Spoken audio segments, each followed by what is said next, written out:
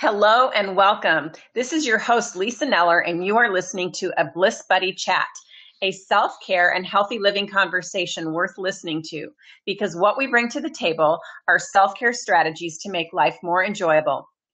BringMeBliss.com is a self-care and healthy living blog for women. It's about helping women achieve utter joy and contentment in spite of their trials and circumstances. Our guests have an expertise in the self-care space, and we are bringing you real stories, tips, strategies, and solid advice for achieving a better life. Our content delivers information that addresses mind, body, and spirit. We promote getting in touch with all areas of yourself for better understanding and developing skills to live life intelligently. We want to help you reduce your stress and workload so you can live life to the fullest. This conversation is for you to learn better strategies for living well, eating well, moving well, and working well. Living out the second half of life with gusto, meaning, and purpose is what we are about. I'm interested in real stories from real people who have gone through rough stuff and have come out the other side. Each Bliss Buddy conversation includes myself and my Bliss Buddy, a real woman who helps bring joy to others with her spirit, her heart, her life, and her work. Today's Bliss Buddy is Erica Tucci. Erica Tucci is a certified life coach, licensed massage therapist, Reiki master, author, and tarot reader. She also was a corporate manager at a Fortune 500 company until she had a stroke in June 2011, which turned her world upside down. Since then, her focus has been to help provide inspiration and encouragement to others who face their own life-challenging experiences. She also continues to do the work she was doing before her stroke, helping women find their yin radiance through their authentic voice and their own healing. She has been interviewed numerous times on international radio shows and blogs. In her book, Radiant Survivor, How to Shine and Thrive Through Recovery from Stroke, Cancer, Abuse, Addiction, and Other Life-Altering Experiences, has been endorsed by renowned figures. She has a program for women called Yin Radiance, The Journey to Inner Balance, that she developed shortly before her stroke, and is developing a trauma recovery program based on her book, Radiant Survivor. Erica is a 50-something-year-old woman who led a very fulfilling life as she knew it. She was a corporate manager at a Fortune 500 company, the owner of a healing arts business, and an author of 3 books.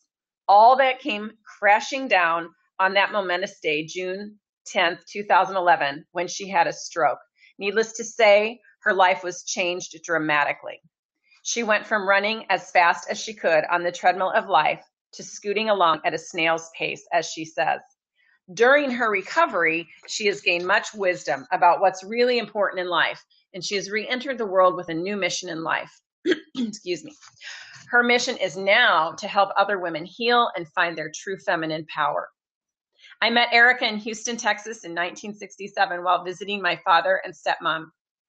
Our dads were both orchestra members of the Houston Symphony, and we had many occasions to hang out together during my summers there. We lost touch over the years and reconnected through Facebook.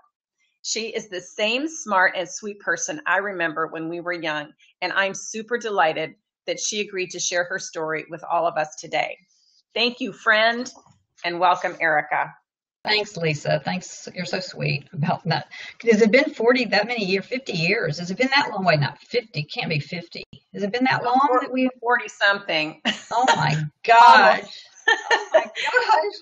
It's been a long time, and we did have some good times when we were kids. We did. We had a lot of fun. I remember.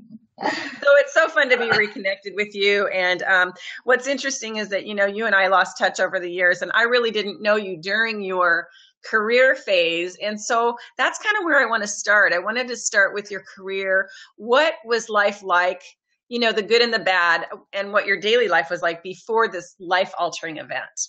Well, I thought I had a pretty good life going on, except I was working many, many hours. I was working 80 hours a week because I was working at I had my corporate management job, and I did that 40 hours a week. And then I had my healing arts business. It was a fledgling business at the time. My life coaching, massage, Reiki, all that stuff, my books. So I was doing that 40 hours a week. So I was going and blowing. But I loved everything I did, and that's not really the reason why I had a stroke. I had also, I was divorced. I had been divorced since 2001, And I have two wonderful boys that I raised. They're now 22 and 25. They're doing great. And I just had a life that I thought was really going along fine until that day that I stood in the middle of my living room floor with purse in my left shoulder, and I just collapsed. And I didn't know what was going on. I was completely conscious of it, and I couldn't get up. I didn't know what was going on, and I turned over on my back, and I thought, oh my God, what's going on? I had a stroke, I said, oh my gosh. So I was fortunate that my purse was on my left shoulder with my phone in it because it was my right side that was affected. And I called my mom. My youngest son, he was 18 at the time. He lived with me then, but I couldn't call out because my voice wouldn't carry. And so I called Mom on the phone and said, Mom, I don't know what's going on. She thought it was a prank call, because it was 6:30 in the morning, and somebody, she hadn't looked at the caller ID yet. And finally, when she realized, of course I was slurring my words, so I sounded funny. She said, Erica, what's going on? I said, I don't know. Something happened to me. Please go call Brett and see if he can come help me. And so she did. He fortunately came out. He knew what happened. He knew that I had. And they got there immediately. It seemed like only minutes. And fortunately, because if you have a stroke, an ischemic stroke, which was what I had, caused by a blood clot, there's a medicine called TPA that if you get within the 3 to 4.5 hour window after the stroke, it can minimize the effects of the stroke. And I was able to get to the hospital in time to have that medicine administered. And I was very fortunate to do that because I could have been a vegetable. The ER doctor at the hospital told my mother that everything could have been wrong with me. My sight, my speaking, reading, I couldn't have done anything. My cognitive abilities, I couldn't walk. I would not have been able to do anything. So I was very fortunate to have gotten that medicine. Yeah, it was interesting what happened, but things like that happen in life. And the thing is, that's why I always say, please cherish every moment in your life, because you never know what's going to happen from one minute to the next. Yes. Wow. So it's amazing that you could talk too, that you could even talk to your mother on the phone. I mean, thank God for that too, that you were able to get some words out and get to the hospital in time. And so that's amazing. So thank God you're alive and well, and I'm getting there. You're getting there. And so let's talk about your recovery a little bit. So I imagine it started off very slow, and you might have had some frustrations along the way. Can you talk about that for a little bit? Oh, yeah. Well, I was in the hospital for a week in intensive care, of course, and then, trying to recover to a certain point. Then I was accepted into the TIER program at TIER Memorial Hermann. TIER is the nationally known recovery center here in Houston that's supposed to be very, very good. And that actually, if you remember Gabby Gifford, the U.S. senator that got shot in the head and she was at TIER for 6 months recovering, and she left the week before I got there. I was so upset because I wanted to meet her somehow. But But anyway, I was there for 3 weeks in inpatient recovery. And then I went home, and then I started outpatient recovery. And I've been doing that on and off since then. And I have had some major downs. I was doing really, really well until April of 2013. And then all of a sudden, and I was released. In fact, I was released from the rehab because my insurance had run out for that year. And all of a sudden, then I took a downturn, and I didn't know what was wrong with me. For months, I could not get up. I couldn't walk. I couldn't do anything. And I just didn't know what was going on. But I finally went to the doctor, and I found out my thyroid, where the thyroid is supposed to be from 0.4 to 4. That's the normal range of the TSH hormone. Mine was 158. And my doctor said, Erica, how the heck are you even alive right now? So I've always been a survivor. I just, and I thought, well, that's the way I am. I almost died in birth, but I survived that. So I figured I'm going to be a survivor in this life. So that was just one more thing that I had to go through. And then it took me about a year and a half to get my thyroid back under control and get back into rehab and everything. So I lost the whole year and a half of rehab. So I took a downturn, I regressed. And everything started going along fine again. I was back in rehab and everything. And then just in about last year, at the end of last year, I had another downfall. So I'm trying to recover from that. I have problems with breathlessness and lack of energy. And if you remember, Lisa, my dad died of emphysema, and it's a genetic thing. And I started thinking, oh my God, do I have my father's disease? Because he died at 50, if you remember. And I thought, oh gosh, do I have his disease? So of course I went and I had sinus surgery, and I went to the lung specialist, and I checked everything out, and I'm still checking things out. I'm finding that I have anemia. I don't have my father's condition, which I'm very fortunate about. I'm finding that I have anemia, and I'm going to get checked even today. As a matter of fact, after this interview, I'm going to the doctors to check, because I'm in menopause now. I'm having hot flashes, all those fun things. I'm going to have my hormones checked. I'm going to have my thyroid checked again. I'm going to have my adrenal glands checked, because all those things can cause breathlessness and lack of energy if they're dysfunctional. So I just keep plugging along, with my recovery and everything, and just keep trying to do what I can do to get there. Because I do believe that I'm going to be fully recovered one day, and I'm going to look back at this whole situation. I'm going to think, that's what I went through? My gosh. But right now I'm just trying to get through it. Well, and it's inspiring for other people who are going through difficult times, and I think that having a positive attitude like you do is a big help in recovery. So let's talk a little bit more about finding bliss. What is it that you do to, even though you're with your health issues, what do you do to bring bliss to your life? Well, I've done a lot of things in my life trying to find bliss, in spite of situations like this. I do meditate. I've meditated. Actually, I've been a meditator since 1974. It's funny. I was initiated. Mom made me go do TM, Transcendental Meditation, when I was 14 years old. And when I first started it, I would go sit in my room, just sit there for 20 minutes, just pretending that I was meditating, just to satisfy Mom, because I didn't want to do it. It was crazy. But I did get into it. Later on, I think in college, I started doing it. And I haven't done it consistently, but I do it. And I have been, so I've been doing that. I try to do yoga. I've done a lot of different things to try to get down to my heart and find out who I am and everything, and feeling good about life. Like right now, I'm taking this wonderful class. It's called Miracle Mantra 40-Day Challenge. And every day you have a mantra that you repeat you're supposed to do it for 11 minutes. I said 11 minutes or 22 minutes, but you can start out at 3 minutes. And since I'm new to it, I just started out doing it 3 minutes. But you do it every day for the 40-day challenge, and it's supposed to do incredible things for you. I'm really having a good time doing that. I've recently started. I used to do a little bit of yoga, and I've got getting back into it because I'm not able to do too much exercise right now because of the downfall that I'm in right now. I have a yoga tape here at home that I do, and I can only do 10 minutes of it, but I'm doing something, So all of this, anything that I can find. I'm taking a voice class to try to find my own voice, and it's not just about my singing voice. It's more about, and it kind of goes along with my Yin Radiance program, because what I'm saying is that the women helping women to try to reclaim their voice, and this voice class that I'm taking is about reclaiming my voice, and so that's another aspect of what I'm doing right now.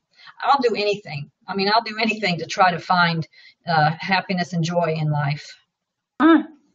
Well, that's wonderful, and a friend of mine who's also a life coach, her name is Justine. She lost her son he was 21 about 7 years ago. And so she's gone through a lot of grief and struggles through that. But she's just one of these people that her light still shines, And so she says that suffering and bliss can live side by side. And I'm wondering if you agree with that or if you have any thoughts on that. I really do. I do agree with that. I've not experienced death, that kind of death, like a child dying. Oh, yes, I experienced my father dying, but that's different than having a child die. But I have experienced, obviously, having a challenge like a stroke, and okay, how do I feel about that? And am I going to get through life and everything? But to me, it depends on how you look at things. To me, my stroke was actually a gift from the heavens.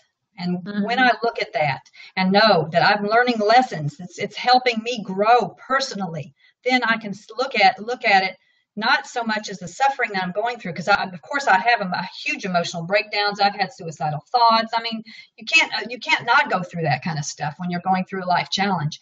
But then the other side is looking at why it's happening and what is it that you can actually learn from that experience that can bring you to a more blissful place. And that's what I try to do as much as I can. I'll go through my emotional meltdowns. I'll cry and scream and yell or whatever I have to do to get through that emotional meltdown, but I don't get stuck in it. And once I get past that emotional meltdown, then I'll just, it just carries me into a more blissful place. And then if I have to, I'll meditate so that I can calm myself down a little bit or whatever I need to do. But I think I agree that they do go hand in hand. Or they can live, side by side. So if there was one thing you could tell somebody who, may have either just suffered a stroke or, maybe they've lost someone or whatever they're going through, it may be a loss of a job or a relationship or whatever. What is one thing they can do in the next 24 to 48 hours that could maybe bring them a little peace? God, I don't know about one thing. There's so many different things. It's just trying to get down to your own soul, trying to find out what it is, who you are.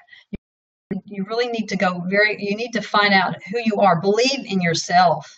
You need to try to look past what are your limiting beliefs? You have to find out what's important in your life. And I feel that the relationship with yourself is the most important thing that you can do for yourself, is to have that relationship, not only with yourself, but with spirit, and go into that relationship and find out what messages you can get that will help you get through whatever it is that you're going through.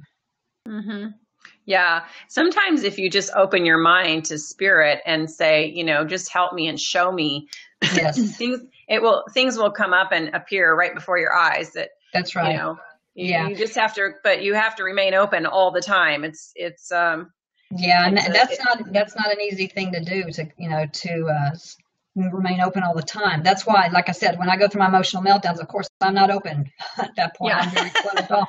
But allow yourself to go through whatever emotions that you can go through, and you have to go through.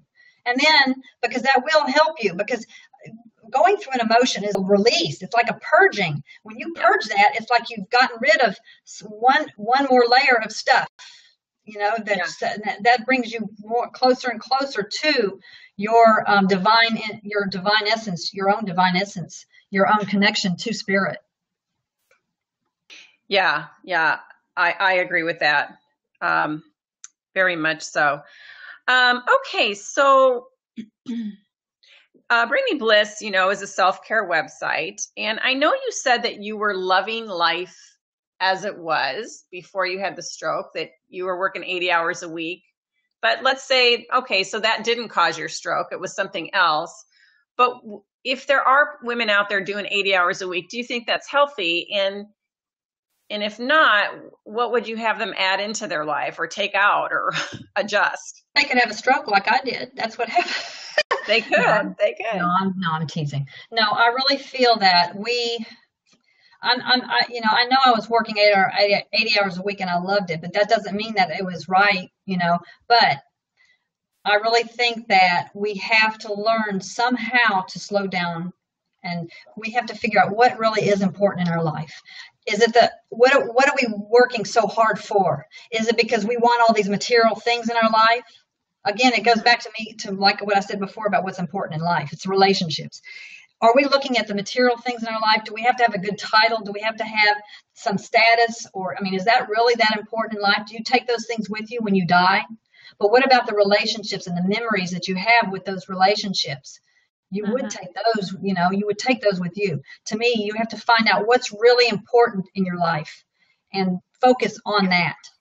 If you're wanting to, that means building up your relationships with your family, and especially number one really is with yourself and with spirit. I think that's really critical.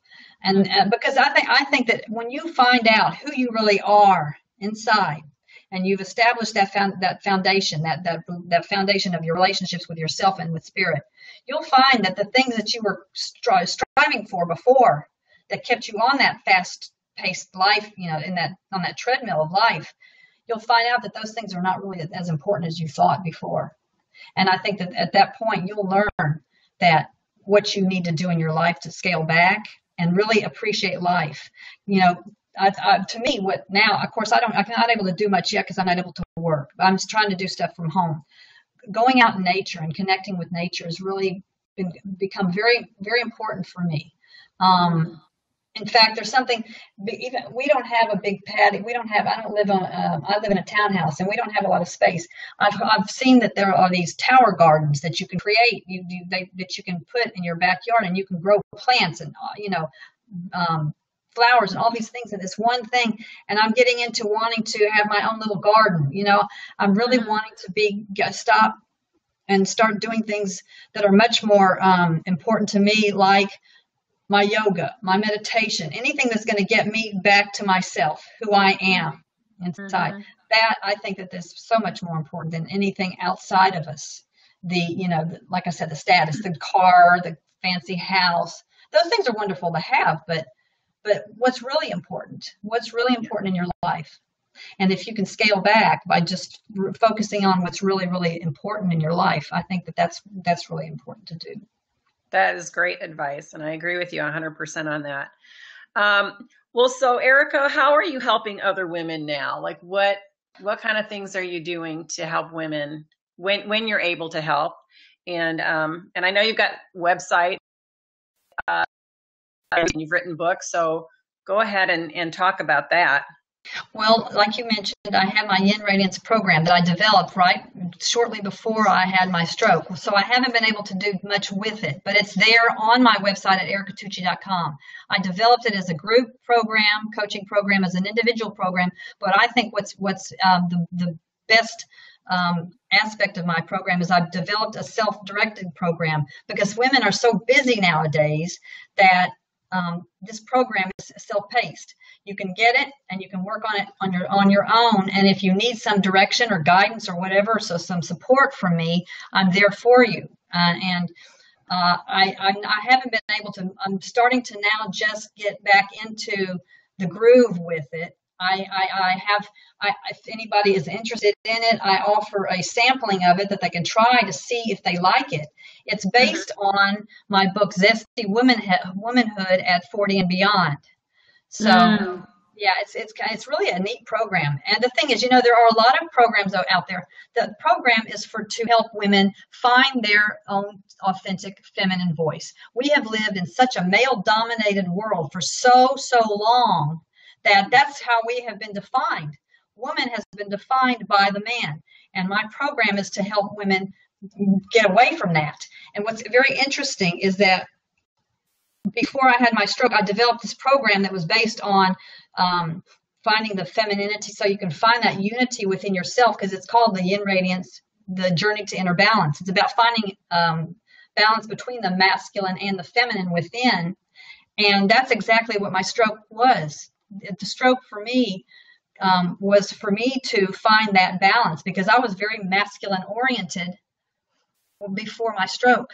And now, because of the stroke, it's kind of allowed me to develop my own feminine essence. And it's interesting, though, that I developed the program for others before I even used it on myself. But the program, now one thing I feel is very, very important is that when you are going to help somebody in some way, that it's most important that you have experienced what you're trying to share with them. That it's not an intellectual exercise that you're trying to teach somebody to do something if you have not yourself experienced it. I feel it's really, really crucial that that it's so much more meaningful what you're able to share with somebody if you yourself have experienced it, because you're going to be talking then from your heart. It won't be just from your mind. Does that make sense? Yes, it makes perfect sense. Yes, And that's absolutely. what I'm now, see, now that I've experienced this myself, I almost feel that even though I had the Yin Radiance program before I had my stroke, it's going to be so much more meaningful now because I've experienced the emergence of my femininity now because of the stroke. And so I have something to really use as a basis, as a foundation to help other women in that capacity. Well, you're going to be interested then in one of my upcoming guests. Denise Hatch is the person behind the Global Feminine Potential Movement, and she's going to be my guest in a few days. So I'll make sure that you get a link to that recording as well. But in the meantime, ericatucci.com is where you'll go to find the Yin Radiance program and all about Erica and how she can help you. But Erica, I'm so honored that you took the time with me this morning and shared your story. And I know it's going to help other women out there. So I'm really, really grateful.